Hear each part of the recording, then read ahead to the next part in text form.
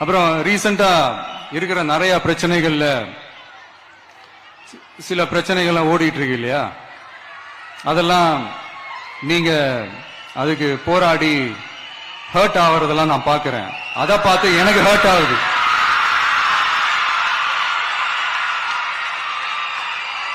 அதெல்லாம் நான் பாத்துக்கிறேன்.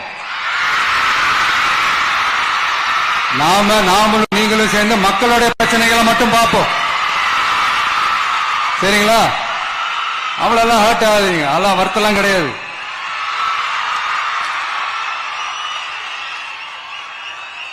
சரியா? கான்பிடென்டா இருங்க. நல்லதே நடக்கும். வெற்றி நிச்சயம். மீண்டும் சந்திக்கும் வரை நன்றி, வணக்கம்.